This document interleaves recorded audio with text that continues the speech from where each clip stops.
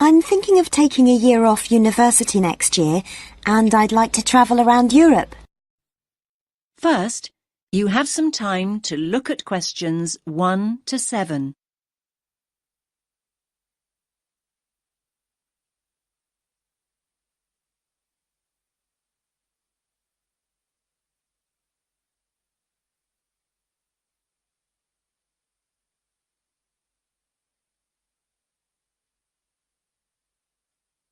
Listen carefully to the first part of the conversation and answer questions 1 to 7.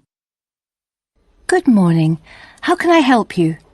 I'm thinking of taking a year off university next year, and I'd like to travel around Europe. Okay then. Do you have any idea where you'd like to go?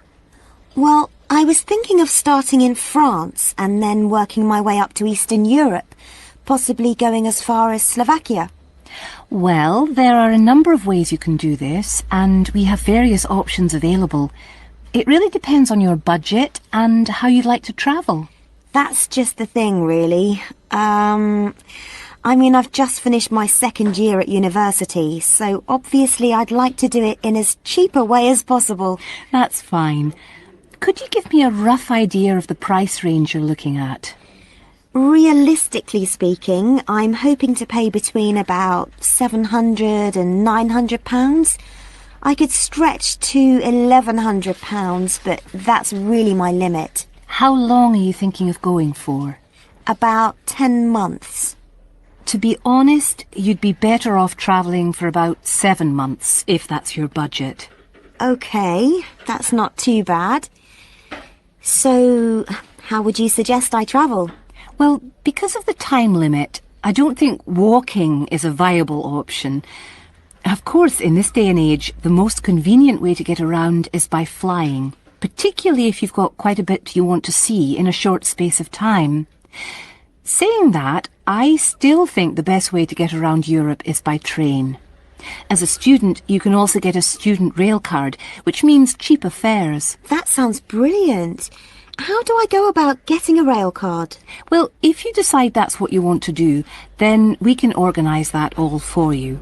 You'll need to fill in a form and provide us with 2 passport photos, and we'll do the rest. It costs about £36 plus about £10 administration costs. Great. That's really not expensive at all. And what about buses? I was just thinking if I decide to go to places which are a bit more remote. There are always local buses, but these are not always a good idea. They can be quite unreliable and in some areas quite dangerous because the buses tend to be overcrowded and some of the drivers drive way too fast. So I would suggest you don't do this. That sounds quite frightening. So what are my options then? You could hire a car, but it can be expensive. Still, I do think if you're thinking about going to smaller towns and places which are off the beaten track, then hiring a car is by far the better way to do it. You can also look at sharing the costs by hiring a car with someone else. That's a good idea. I guess I could put a message on the internet. You could do that, but don't forget that you meet people when you're travelling, and you'll probably find someone who's going to the same place as you are. That's true. I want to stay in youth hostels, so I'm sure I'll find people who are interested in going to the same places. Oh, one last thing. What about taxis? I was thinking about if I go out at night. I use taxis all the time here. But taxis abroad are a different story. In certain countries, they're no problem, but by and large, taxi fares are high. Oh. If you do go out at night, try walking home, but make sure you don't do this alone. Try and find people to go out with at night or come home at a reasonable time. But if you're staying in youth hostels, you should find plenty of young people to go out with at night. I'm sure I will.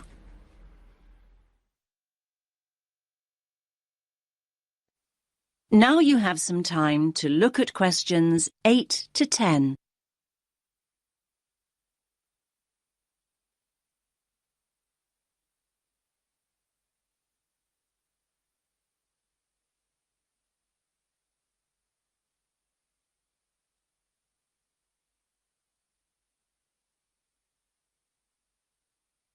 Now listen to the next part of the conversation and answer questions 8 to 10.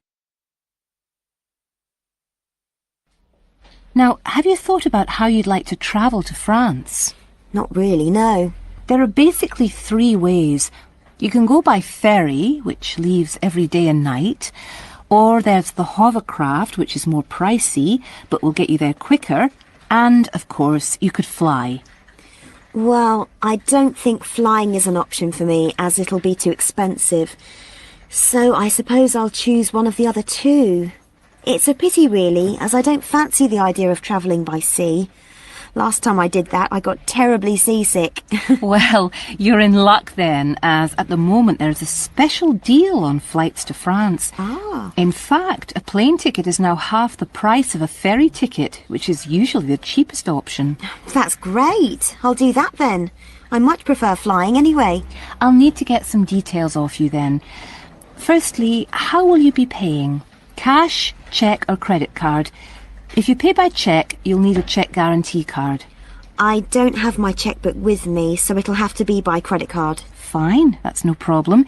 If you could just sign over here, and then we'll have a look at flight times, and I can sort out a youth travel card for you. Fine. Oh, can I use your pen, please? No problem. Now, let's look at times. There is a flight leaving at 9 a.m. and one that leaves half an hour later, or you can choose a later flight at 11:30. No, I think 11:30 is too late, so I think I'd prefer the flight that leaves after 9. I'm not very good at getting up in the morning. No problem. Just give me a moment. Right, that's booked for you. Please remember that if you want to change this, you must give 24 hours notice or you will lose your place.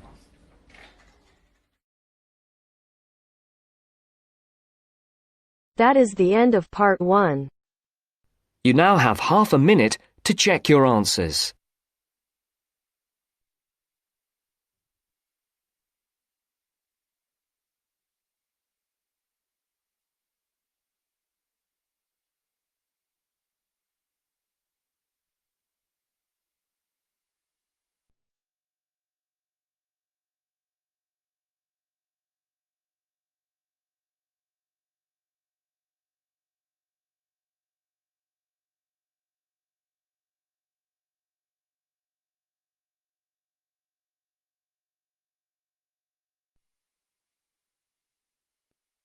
Now turns to part 2.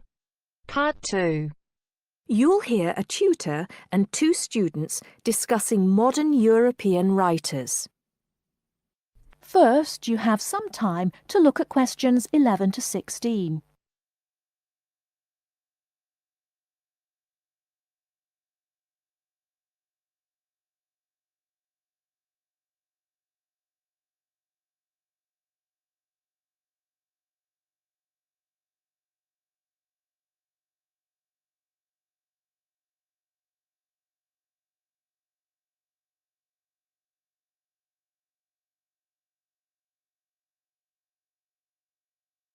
Now, listen carefully and answer questions 11 to 16.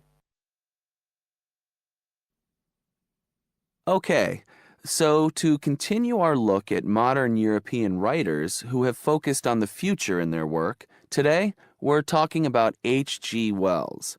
Last week, I asked you both to do some background research on Wells, which we're going to discuss now. Gitanjali, tell us about H.G. Wells. Right. So, H.G. Wells was a hugely successful British science fiction writer, writing at the end of the 19th and the start of the 20th century, and much of his work focused on predicting the future. Jason, do you think Wells was just using the future as a narrative device in his fiction? No. He really believed we can predict the future. In fact, he gave a speech at the Royal Institution in London in 1902 called The Discovery of the Future. And the point he was making was that by looking at what you know about the present and about science, it's quite possible to predict the future. Indeed. Gitanjali, do you think Wells was always optimistic in his predictions? Not at all. In fact, he varied in his predictions from being extremely pessimistic about the future to being optimistic. Interestingly, one theory I read links the attitude in Wells's work to his own health.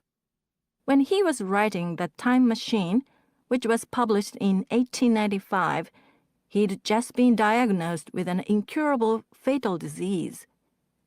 Not surprisingly, the book is very pessimistic, being about a dystopia in the future, a long time in the future, the year 802-701 in fact, where there are two races on Earth, the Morlocks and the Eloi, and the Morlocks actually eat the Eloi. I thought it was interesting, though, that it was H.G. Wells who actually came up with the phrase time machine. So despite being pessimistic, the work has had a lasting effect on our culture. Right. After The Time Machine, though, H.G. Wells didn't die, of course, and his recovery might be why he began to be a bit more optimistic about the future. So that brings us to his first utopia, Anticipations. Jason, tell us about that. Well, Anticipations, or to give it its full title, Anticipations of the Reaction of the Mechanical and Scientific Progress upon Human Life and Scientific Thought, was published in 1901 and was set in the New Republic of the year 2000. Some of the things Wells predicts are fairly close to our reality today, including 24-hour news, global telecommunications, and even a European Union. We'll come back to the accuracy of Wells's predictions a little later. Gitanjali, how was Wells's work received at the time? Well, although Wells was extremely successful, not everyone respected his work or his predictions. Another well-known science fiction writer, Jules Verne, viciously attacked him for works such as The First Man in the Moon, which Verne argued weren't rooted in scientific fact at all. That's right. Now, Wells wrote a number of other utopian visions of the future. Jason? Yes, in A Modern Utopia, published in 1905, his vision was of a world where there's no private property, where everyone has access to wonderful healthcare, and interestingly, where everyone's personal information is stored on cards in a central database outside Paris. Apart from the healthcare, I'm not sure everyone today would see that as a positive view of the future. Neither am I. And, on a similar note, Wells strongly believed in population control and in The Shape of Things to Come, which was published in 1933, he sees and supports a world where the population is kept at 2 billion. Once again, I'm not sure most people today would necessarily see that as a good thing. Before you hear the rest of the talk, you have some time to look at questions 17 to 20.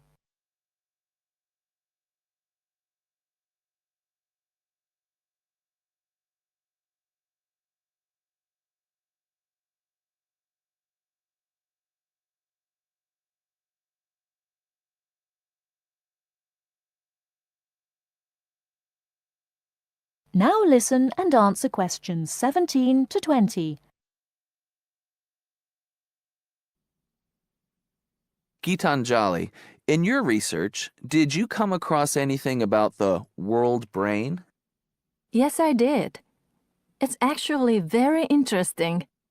Throughout the 1930s, Wells predicted and supported the setting up of a huge world encyclopedia. And towards the end of the decade, in 1938, he wrote a series of essays called World Brain. In these essays, he called for the world to make use of modern technology to create an enormous global encyclopedia so that all our knowledge is available to all people, not just an educated elite. Wells envisioned this as probably being on microfilm. He thought it would allow anyone, anywhere in the world, to look at any book or any document. He also thought it would be created by everyone, once again not just by an elite. Yes, and as you can imagine, many people today say that the internet has basically fulfilled his prediction. Of course, it doesn't use microfilm, but essentially, it does meet all Wells's main requirements.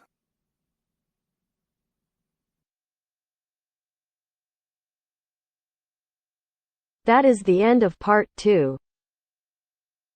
You now have half a minute to check your answers.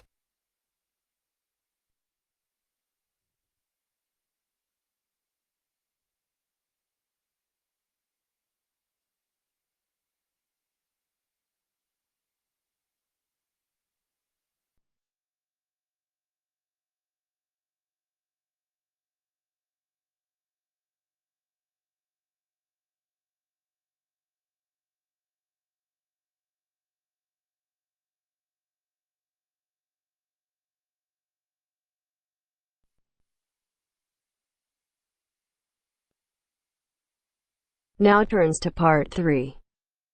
Part 3. You will hear two students discussing the subject of rock art. First, you have some time to look at questions 21 to 27.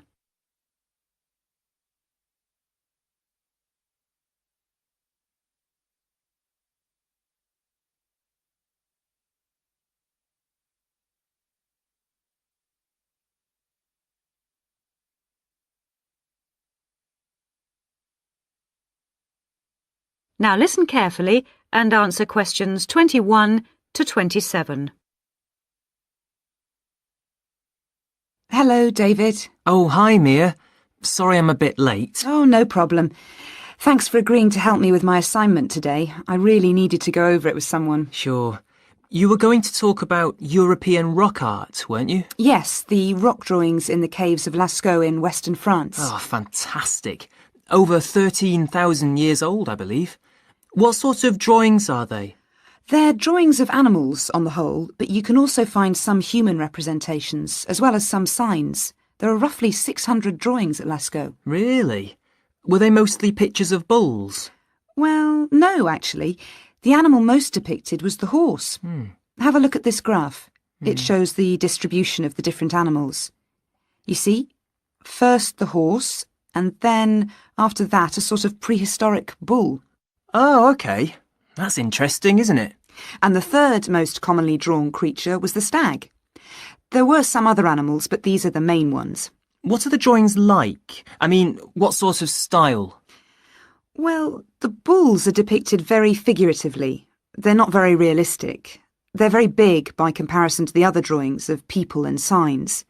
They appear to be almost three-dimensional in some cases, following the contours of the cave walls, but of course they're not. Amazing. Perhaps they felt these animals were the most impressive and needed to be represented like that. Yeah, maybe.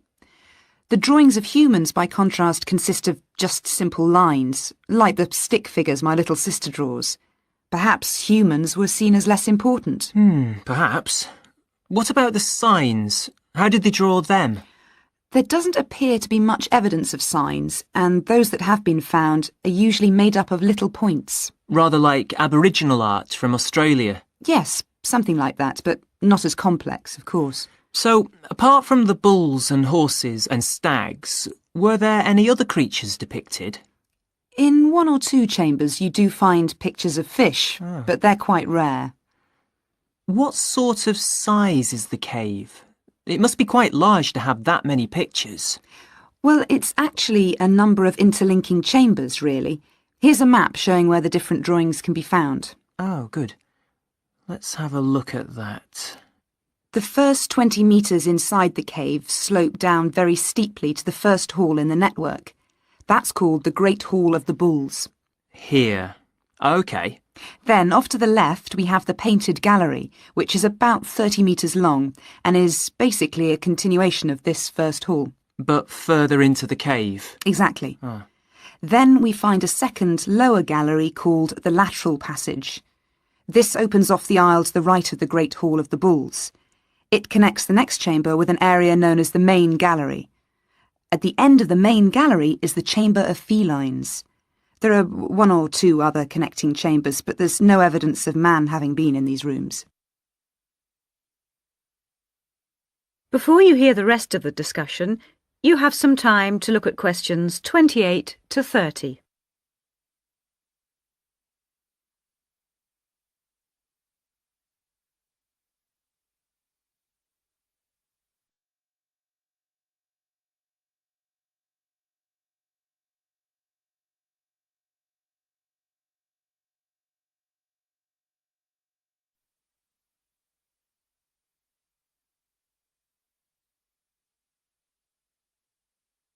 Now listen and answer questions 28 to 30.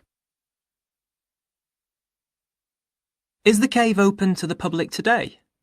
Well, no, because after the initial discovery in 1940, it was opened and literally millions of people came through to see the drawings. Then, in the 50s, the experts started to worry about the damage being done to the drawings, and the government finally closed the Lascaux cave in 1963. Is that so? It wasn't really the tourists that were doing the harm, but the fact that after thousands of years, the cave was suddenly open to the atmosphere, and so bacteria and fungi started to destroy the pictures. You need a special permit to enter the cave now, and very few people can get that, unless they're scientists or have some official status. It's a shame, but I can see that they had to do something to protect the cave. So that means you can no longer see this rock art? Well, not exactly. What they've done is recreate the drawings in a man-made cave, which you can visit. Oh, brilliant. Yeah, the authorities decided to reproduce the two best sections of the site, so they've created a life-size copy of the Hall of the Bulls and of the painted gallery. It's just a cement shell, which corresponds in shape to the interior of the original. So now you can visit the caves without actually harming any of the 15,000-year-old paintings. Mm-hmm.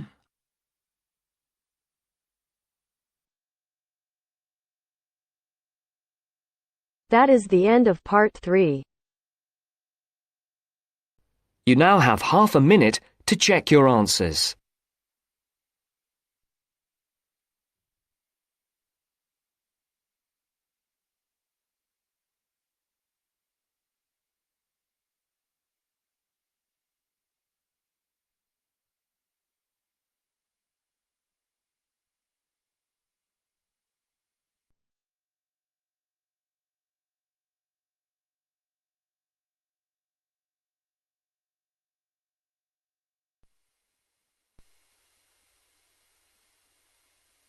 Now turns to part 4.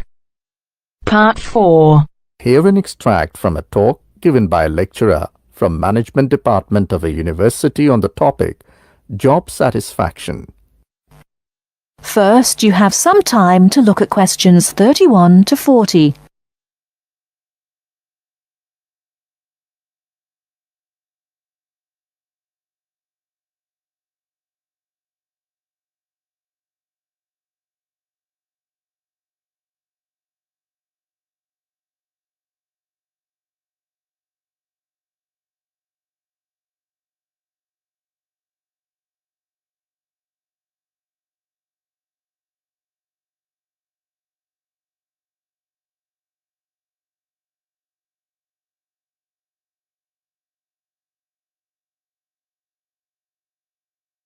Now listen carefully and answer questions 31 to 40.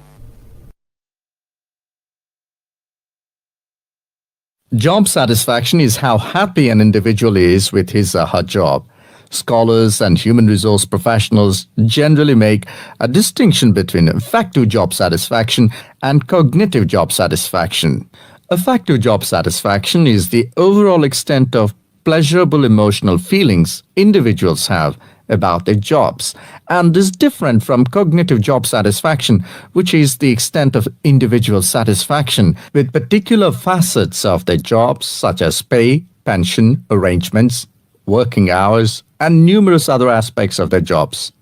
At its most general level of conceptualization, job satisfaction is simply how content an individual is with his or her job.